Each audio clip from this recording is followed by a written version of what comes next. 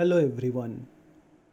Welcome to this online tutorial of class 12 informatics practices with a target to secure 100% marks in CBSE 2021. Today we are going to talk about data frame operations on rows, part 1. As per CBSE curriculum, hope all have already gone through this topic. Let me open Python. So here is a code for you all. Can you guess the output of it? So I'll give you a 20-second time. Please guess it. By that time, data frame. Data frame is a two-dimensional size mutable potentially heterogeneous tabular data structure with labeled axes, rows and columns. Pandas data frame consists of three principal components: the data, rows and columns. I think you have already guessed the output. Yes, the length of D1 will be 3. Now today we will going to deal with two operations, that is add and select, and in the next part that will be delete and rename. So add is of two types, column addition and row addition. First deal with the column addition. Suppose this is the data frame D1. Now I have to add a column C1 with elements 30, 28, 32. So I'll write the syntax as D1 followed by column name and equal to the values. Now if I print D1, I'll find that column C1 is added. Let's generalize the thing. So this is the syntax for adding new column. One important thing you should remember, that length of the values must match with the length of the index. So here the length of the index 0, 1, 2, 3 and length of the values 30, 28, 32, that is also 3. There are another way also to add the column, that is using concat.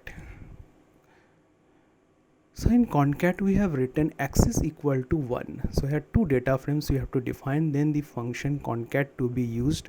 But we have to take axis as 1 because in case of data frame we already know default axis is 0, that represents the row, whereas axis equal to 1 represents column. Now I have defined a data frame D1, that is my original data frame. A new data frame D2 is defined. Now p.concat D1 D2 with axis equal to 1. So in the output you can clearly see the column C1 is added. Row addition. Now I want to add a row with index 3 with the element S, 25 and 10.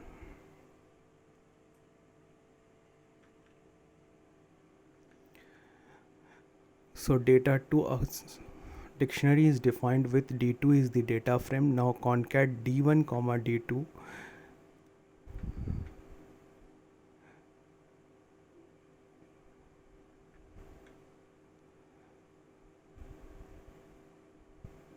Now you'll find a new row has been added, S2510, and the index of the row is the default index of D2.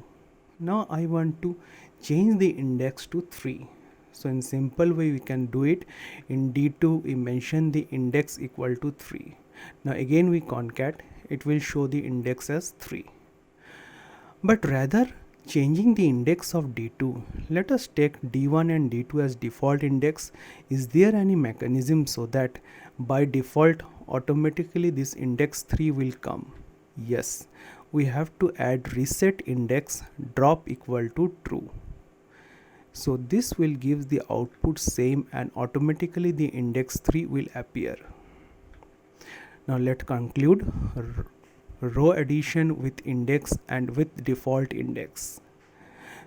So with row index we can create a new data frame with index, then concat, and with default index during concat we have to add reset index drop equal to true.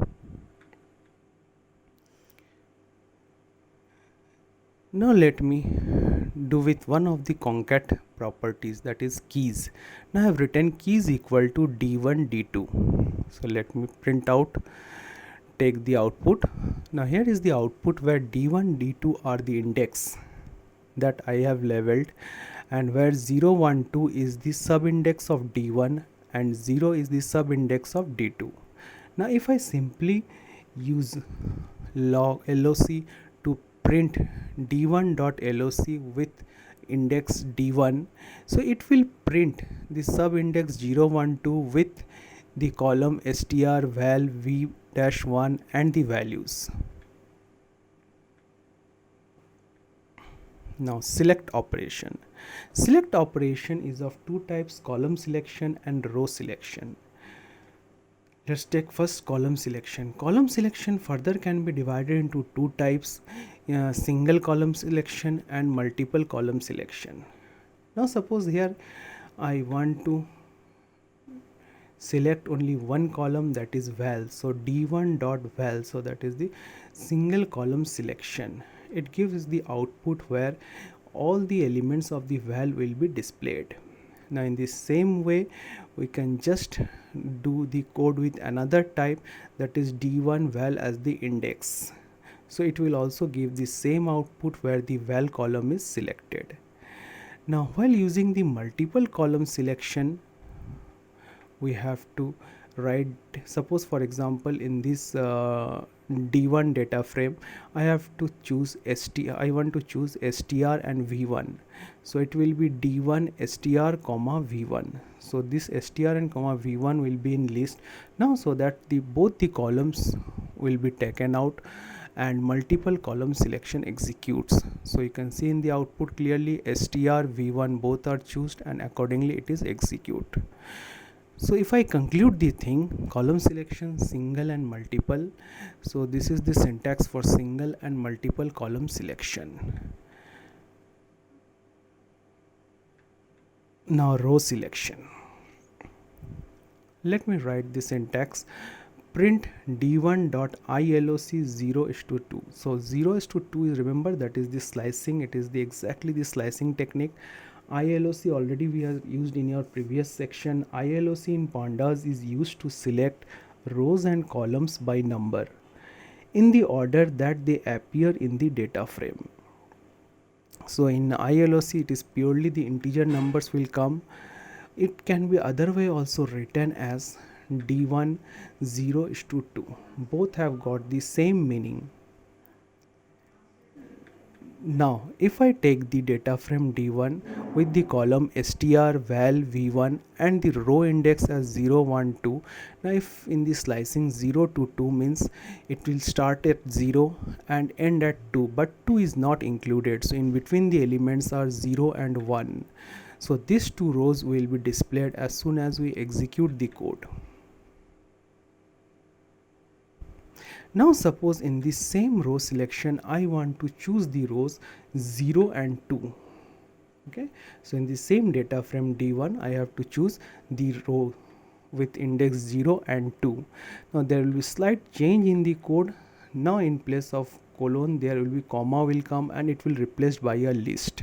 So iloc 0 comma 2 will be the list, so it is clearly said 0 and 2 index position has been chosen. Now that's the output.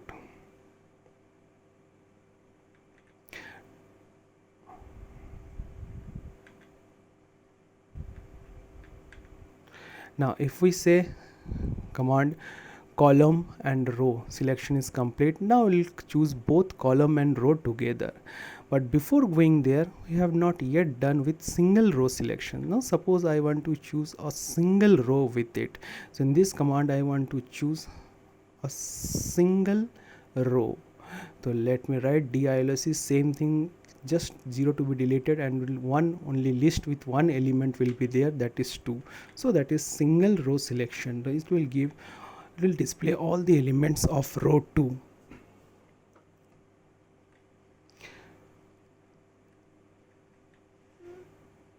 So that's the gist for row selection, single row selection and multiple row selection.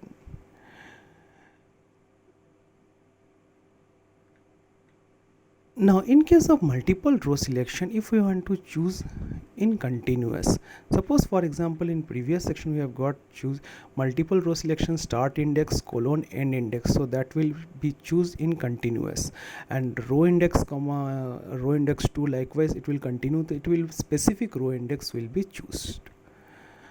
Now let's go with the next part of it. In this we'll choose both rows and columns, so I just make one change in which two list has been taken. ILOC 3 is one list, 2 is another list, so it is row and column selection. So if we take the data frame D1 with 0 1 2 3 4 is the row index, and column names are str val v1 v2. By default column index are 0 1 2 and 3. Since ILOC only take integers, that's why in place of column name we have to take column index. Now let's analyze the thing. ILOC 3, so 3 represents the row index whereas 2 represents column index. So this is the 3 position of row index, this is the 2 position of column index. Now if we intersect it, the value is 29. Now if I execute the code, we will find 329 has been printed. In the same way, now suppose I want to choose one row and two columns. So my syntax, for example, here it comes 2 comma 1 comma 3, so two columns has choose with only one row.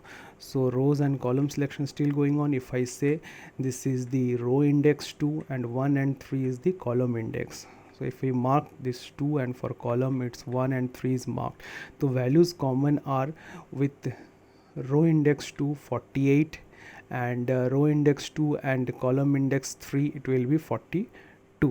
So both the values are choose. Now if we check the output, we will see that the values printed are 48 and 42. Now I'll choose two rows and two columns. So these are the two rows and two columns are chosen exactly in the same way. If we analyze it, this is the row index 2 and 4, these are the column index 1 and 3. Now let's mark in the table. So row index 2 and 4, column index 1 and 3. Now let us choose the common element for row index 2. If column index 1 the first value is 48, row index 2 column index 3 it is 42, similarly 33 and 38. If we execute the program, we will find that both the values are executed 48 42 33 38. Now see, in this case we are choosing specific rows and specific columns. Suppose I want to choose in continuation, so that is the technique of slicing. Now before going that, let us summarize the thing. Rows and column selection. So the second one, that is start row index is to end row index comma start column index is to end column index. Just now I am discussing, that is using slicing. The rows and columns are selected but in continuous. Let's see the second example over it. So I have a code with str val v1 v2 with the column names. Now a data frame D1 is created. Now I have written ILOC 1:3 to 1:3. So let's analyze the data frame first. So here row index are 0 1 2 3 4 and column index are 0 1 2 3, that represent respectively the column names str val v1 v2. Now if we execute the code ILOC 1:3, so that is the start row index 1 and end row index 3. So the calculation starts from 1, since it is a slicing, so 3 will not be included, so the values included are 1 and 2. In the similar way, 1:3 is the column index, so start index is 1, end index is 3, so 1 will be included, 3 will not be included, so the values are 1 and 2. Now if we see the common values that represents both these rows and columns are 32, 45, 48 and 39. Now if I take out this, so this is the output of it, 32, 45 and 48, 39. Let's check the output. So here comes the output.